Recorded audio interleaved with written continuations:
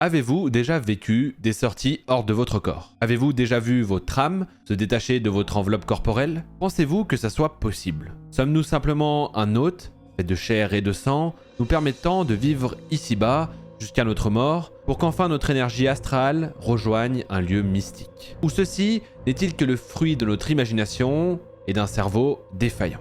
À votre avis?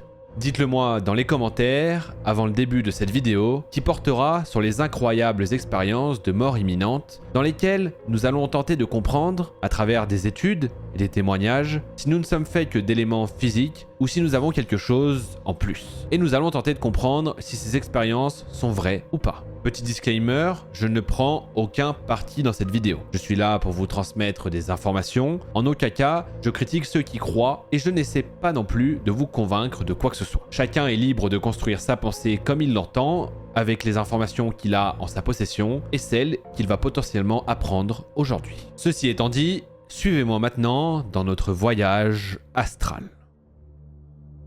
La première chose que je me suis demandé, c'est est-ce que les expériences de mort imminente sont fréquentes? Il arrive que les victimes d'une attaque cardiaque se rappellent avoir vécu une expérience paranormale extrêmement intense alors qu'elles se trouvaient entre la vie et la mort. Elles rapportent par exemple avoir rencontré des proches décédés, avoir senti leur âme flotter au-dessus de leur corps pendant que les médecins essayaient de relancer leur cœur, ou encore avoir aperçu une lumière blanche au bout d'un tunnel. Ces événements, à tonalité mystique, changent souvent la manière dont ces personnes perçoivent le monde qui les entoure. Je me suis alors demandé si les patients survivants à ces crises cardiaques étaient fréquemment témoins de ce genre de phénomène. Oui, je me pose des questions bizarres, chacun son truc, hein. Arrêtez de me juger. Vous savez que la chaîne c'est une chaîne d'horreur et paranormale, donc ça y touche, voilà. Je suis obligé de me justifier quoi. Mais tout seul, parce que personne me dit rien, c'est juste moi tout seul dans ma tête, je suis un malade. Lors d'une étude, des chercheurs ont recruté 344 participants qui, à l'âge de 62 ans en moyenne, avaient été déclarés en état de mort clinique l'espace d'un instant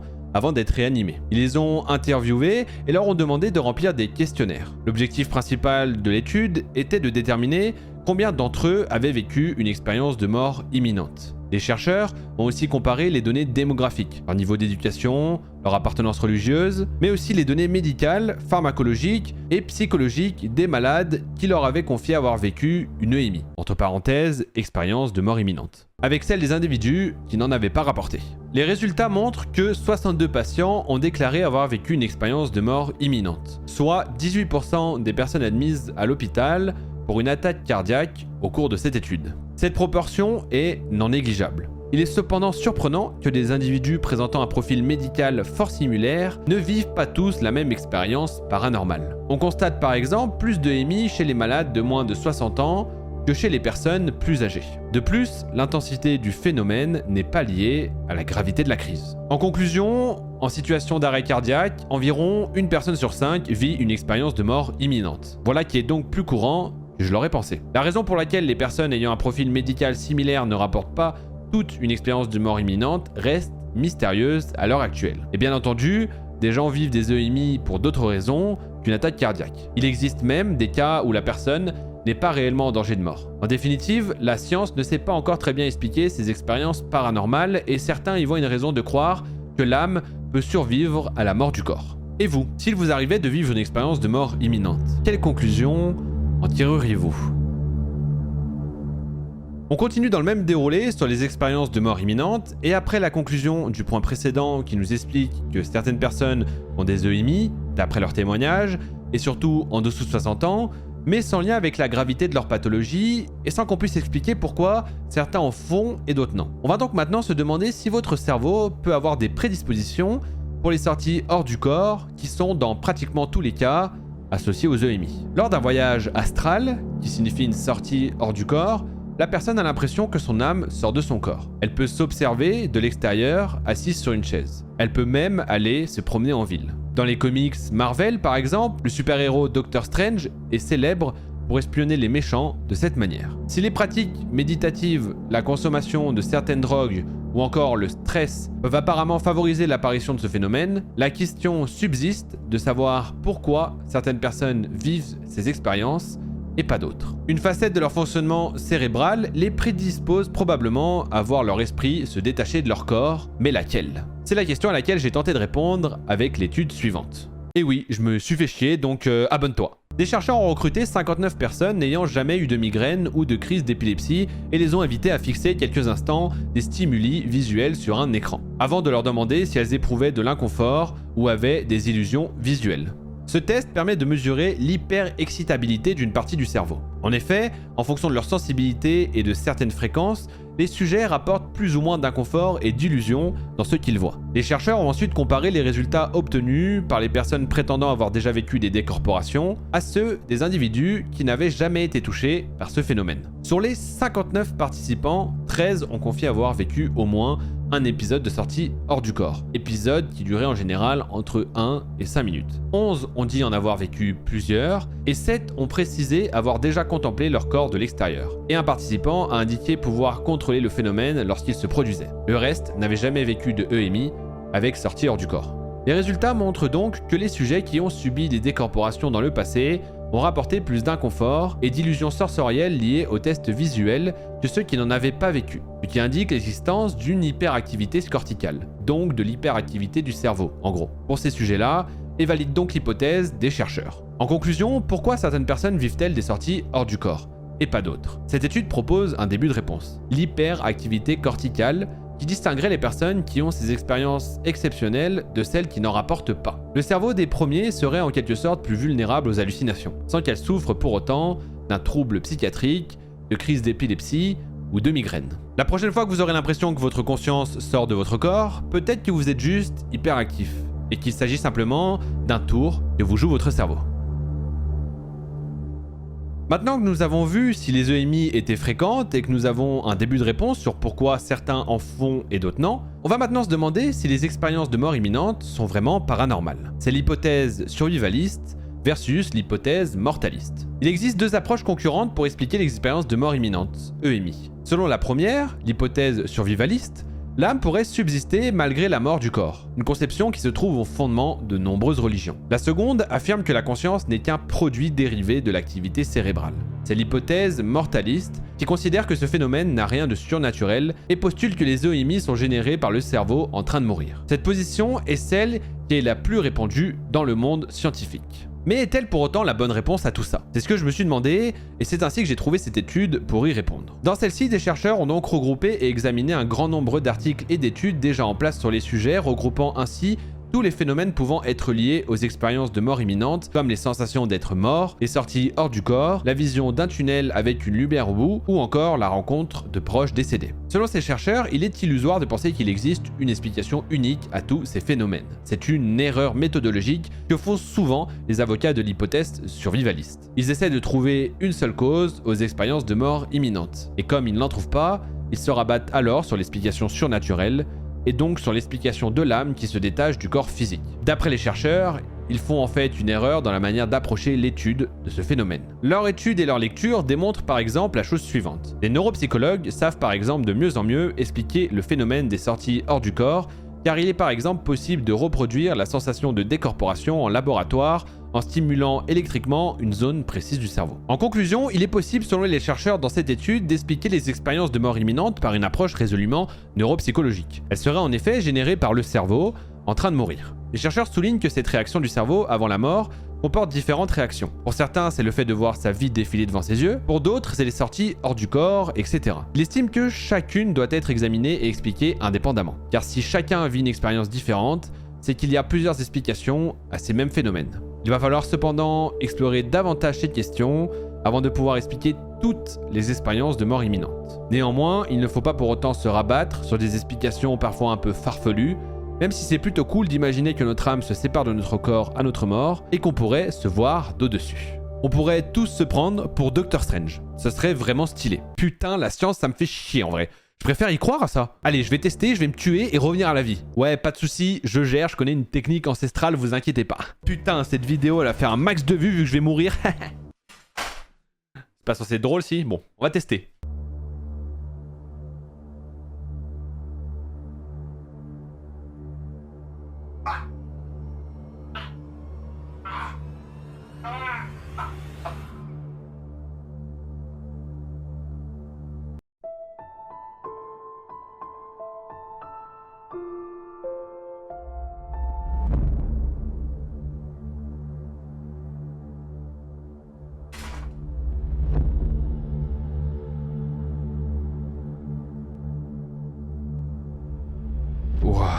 Je suis revenu d'entre les morts pour vous apprendre la vérité. Je suis sorti de mon corps et j'ai vu tout ce matériel d'au-dessus. C'était incroyable. Et même, je vous ai vu vous, en train de cliquer sur le bouton abonnement. Et ça, même dans la mort, ça m'a fait chaud au cœur. Alors merci pour ceux qui le feront. Les autres, allez vous faire en cul. Blague passée, on passe maintenant au point suivant. Hein. Maintenant qu'on a aussi vu que les EMI pouvaient potentiellement s'expliquer par des réactions du cerveau, que nous savons si elles sont fréquentes et pourquoi certains en font et d'autres non. On va maintenant essayer de voir et d'éprouver les témoignages de personnes qui racontent avoir été témoins d'un EMI et plus particulièrement d'une sortie hors du corps. À son réveil dans un hôpital, suite à une attaque cardiaque, un patient explique que son âme a flotté au-dessus de la table d'opération et qu'il a vu les docteurs essayer de le réanimer. Il affirme aussi avoir entendu tout ce que le personnel soignant disait. Il était pourtant inconscient à ce moment-là. Comment a-t-il pu voir et écouter dans ces conditions? Il est intimement convaincu d'avoir quitté son corps pendant un moment. De tels récits sont-ils vraiment crédibles? Peut-on vérifier expérimentalement la véracité des informations recueillies lors de ces sorties hors du corps, ou s'agit-il uniquement d'une hallucination? C'est la question, encore une fois, que je me suis posée, et on va tenter d'y répondre maintenant, même si le résultat risque de vous étonner. Dans le cadre d'une large étude sur les expériences de mort imminente, une équipe composée d'une trentaine de chercheurs anglo-saxons a installé des étagères dans les salles d'opération d'hôpital. Ils savaient que tôt ou tard, des ressuscitations allaient y avoir lieu. En haut de chaque étagère était placé un symbole, visible uniquement depuis une position surélevée. Vous l'aurez compris, l'objectif de cette expérience était de vérifier la véracité des souvenirs visuels rapportés par les personnes après des sorties hors du corps. En effet, même s'il leur était impossible d'apercevoir les symboles depuis la position de leur corps allongé sur la table d'opération, elles pouvaient en revanche les identifier si leur âme flottait en hauteur. Les résultats montrent que sur 2060 cas d'arrêt cardiaque qui sont produits dans les hôpitaux qui participaient à cette étude, 16% ont survécu et 101 ont rempli un questionnaire portant entre autres sur une éventuelle décorporation. Les réponses à ce questionnaire montrent que 46% d'entre eux ont déclaré n'avoir aucun souvenir de leur ressuscitation. 9 personnes ont témoigné de phénomènes compatibles avec la définition d'une EMI, mais 7 d'entre elles n'en avaient aucun souvenir visuel. Finalement, seulement une personne a rapporté une expérience de mort imminente avec une sortie hors du corps et des souvenirs visuels. Malheureusement, alors que 1000 étagères avaient été installées dans les hôpitaux, cette personne se trouvait dans l'une des rares salles qui n'en contenait pas. Ça c'est con, hein. Ah ça, c'est vraiment con, hein. C'est comme si une puissance inconnue essayait de nous cacher la vérité, quoi. Mon Dieu. Oh mon Dieu.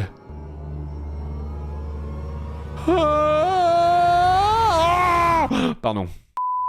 En conclusion, je sais pas si ça vaut le coup, mais on va la faire quand même. Cette recherche a donc échoué à prouver que des perceptions extrasensorielles se produisent lors de sorties hors du corps durant des ressuscitations. L'unique personne qui a rapporté des souvenirs visuels a donné aux chercheurs des éléments qui semblaient en apparence véridiques. Le problème est qu'il n'y a aucun moyen de prouver qu'elle n'a pas obtenu ces informations autrement que de manière paranormale. C'était la raison d'être du protocole des symboles. Il visait à exclure toute autre possibilité. C'était le but en effet. Une belle réussite. En revanche, ce qui est presque de l'ordre du paranormal, c'est la malchance de ces chercheurs. Ils ont installé plus de 1000 étagères et manqué l'endroit crucial. J'aimerais pas avoir leur chance parce qu'à mon avis, eux ils sont déjà fait foudroyer par la foudre ou quoi. Hein. Après tous les points précédents, nous allons essayer de répondre maintenant à la question que tout le monde se pose. Les expériences de mort imminente sont-elles irréelles ou non? Même si vous ne posez pas la question, on va y répondre quand même. Les expériences de mort imminente, EMI, sont profondément transformatives. Suite à un tel événement, il n'est pas rare que les patients disent qu'ils n'ont plus du tout peur de la mort ou qu'ils se convertissent à une religion. Pourtant, selon certains psychologues, les EMI seraient des parties de mémoire altérées, voire de faux souvenirs. En effet, la mémoire n'est pas comme une caméra qui enregistrerait ce qui se passe dans notre vie de manière fiable. Elle fait des erreurs et parfois elle invente des séquences de toutes pièces. Serait-il possible que les EMI soient en réalité de simples souvenirs imaginaires? C'est, encore une fois, la question que je me posais et on va tenter d'y répondre grâce à une étude qu'a menée une équipe de chercheurs belges. Ils font autre chose que des frites là-bas? Oh putain, je vais me faire fusiller. Waouh. Je rigole, je vous kiffe ma commu belge. Hein. Quand je veux venir visiter le pays, vous me logez ou pas? Oh, je suis fatigant. Juste après vous avoir terminé, je vous demande de m'émerger. Je suis vraiment un chien. Donc, ces chercheurs belges mangeurs de frites ont recruté 3 groupes pour cette expérience. Dans le premier, on trouvait 8 personnes ayant vécu une expérience de mort imminente. Et il y avait, dans le deuxième et le troisième, des patients qui avaient été dans le coma, dont 8 ayant gardé des souvenirs de celui-ci et 7 qui ne s'en souvenaient pas. Ils ont également recruté 18 personnes afin de constituer un groupe contrôle. L'équipe a demandé à tous les participants de remplir un questionnaire chargé d'évaluer le degré de détail de 3 types de souvenirs différents. Un réel, un imaginaire et enfin le souvenir cible. En fonction du groupe, le souvenir cible était soit l'expérience de mort imminente, soit le souvenir de leur coma, soit un des plus anciens souvenirs d'enfance pour le groupe contrôle. Les résultats indiquent que les souvenirs d'EMI ne semblent pas imaginaires. Ils présentent de très nombreux détails, se révélant parfois même plus précis que les souvenirs d'événements réels. Ils sont en outre extrêmement émotionnels, raison pour laquelle ils génèrent souvent une transformation fondamentale de la personne concernée et de sa perception du monde. Cela explique pourquoi certains se convertissent par exemple à une religion après avoir vécu un tel événement. Pour ces différentes raisons,